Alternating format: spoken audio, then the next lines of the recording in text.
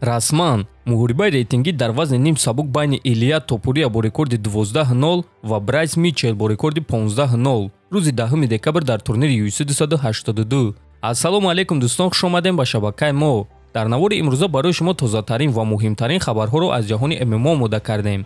лайкро зер карда 3-4 калима комментария нависен. мо боша наворро оғоз мекунем. дӯстон, агар ба шумо доруҳои гиёҳӣ бо сифати баланд ва нархи дастрас дар кор боша, пас мо ба шумо беҳтарин ширкат шифофарморо тавсия медиҳем.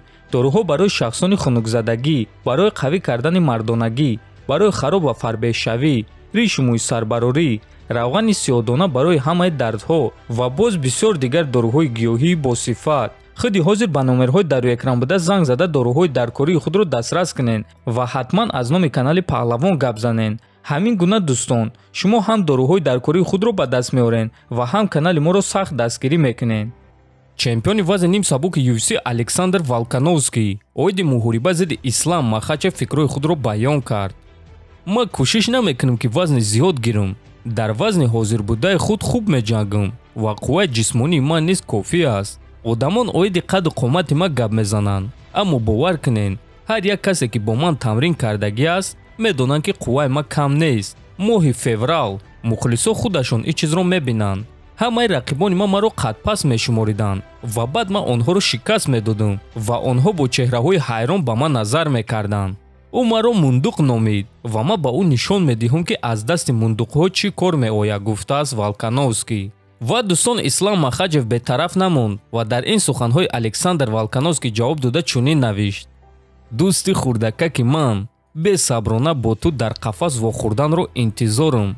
танҳо бародари худ Адесанияро розӣ кунам ки хонаи худро ин дафъа намона, навиштааст Махачев. хотиррасон мекунем ки вақте ки Ислам Махачев бо Дэн Хукер ҷангид, Исраил Адесания гуфт ки ба ғалабаи Хукер боварӣ дорад ва ҳатто омодааст ки хонаи худро дар ғалабаи Хукер монад. аммо чӣ хеле ки медонем, Ислам ӯро дар аввали якум раунд шикаст дод. барои ҳамин ин дафъа Ислам Адесанияро огоҳ кард. ва дӯстон, ҳамчунин имрӯз рейтинги UFC нав шуд ва бисёр чизҳо тағйир ёфт. ва чӣ хеле ки дирӯз Дана Вайт гуфт, Ислам Махачев дар рейтинги панд фур панд, яъне дар рейтинги беҳтарин ҷангвар новобаста аз вазн ба ҷои сеюм баромад. дар ҷои якум ҳоло ҳам Александр Волкановский қарор дорад, а дар ҷои дуюм боша Исраил Адесания, дар ҷои сеюм Ислам Махачев, а Чарлз Оливера боша аз ҷои дуюм ба ҷои ҳафтум фаромад. дар вазни сабук низ тағйиротҳо шудааст. акнун чемпион Ислам Махачев, Оливера якум рақами рейтинг, а Бенил Дарюш боша ба ҷои чорум баромад. ситораи нави UFC дар вазни 57 кг Муҳаммад Мокаев баъди сеюм ғалабаи пайдарҳами худ дар рейтинг ба ҷои 15-ум баромад. ана дар вазни 61 кг боша Шон Омели ҷои Пётр Янро гирифт ва якум рақами рейтинг шуд. худи Пётр Ян боша акнун дар ҷои дуюм қарор дорад, а Дилашо боша ба ҷои панҷум фаромад. ва дӯстон, аз ин ҷо гуфта мешавад ки Шон Омели акнун довталаби рақами 1 аст ва ӯ бояд ки барои камарбанд бо чемпион Алҷамин Стерлинг ҷанга. ва худи Омели дар ин бора фикрҳои худро чунин баён кард: акнун маро чӣ интизор аст? дар ин савол ҷавоб додан душвор аст. чӣ гунае ки Дана Вайт мегӯяд, дарҳол баъди турнир оиди дигар муҳорибаҳо гап задан душвор аст. чемпион шудани ман аниқ аст. ман нав 28 сола шудам ва ман дар ин варзиш боз чанд соли дигар баромад кардан мехоҳам. одамо мехоҳанд ки ман чемпион шавам. барои ҳамин ин кор дер ё зуд мешавад, гуфтааст Омели. дӯстон, Шон Омели дар муҳориба зидди Пётр Ян баромади хеле хуб нишон дод, аммо дар муҳориба зидди чемпион Алҷамин Стерлинг шанси кам дорад, чунки чӣ гунае ки ҳамамон медонем Стерлинг гӯштингири хеле сахт аст, а Омели боша гӯштинги хеле суст дорад.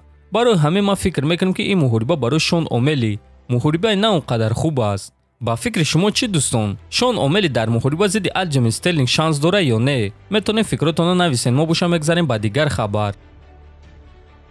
чемпиони пешинаи UFC дар вазни сабук Ҳабиб Нурмагомедов гуфт ки барои чӣ ба ҷои Дана Вайт ӯ ба Ислам Махачев камарбандро супорид.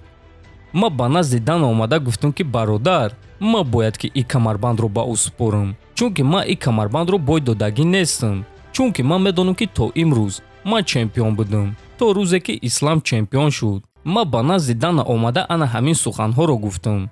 ӯ дар ҷавоб гуфт ки бе ягон проблема, гир, ин камарбанди туст, ин камарбанди доғистонӣ аст, гуфтааст Нурмагомедов. хотиррасон мекунем ки нақшаи падари Ҳабиб чунин буд. ки Ҳабиб камарбандро озод мекунад ва дарҳол дар ҷои ӯ Ислам Махачев чемпион мешавад. аммо чӣ хеле ҳамамон медонем Абдулманап гузашт ва Ҳабиб маҷбур шуд ки карьераи худро ба анҷом расонад ва довталаб шудани Исламро интизор нашуд.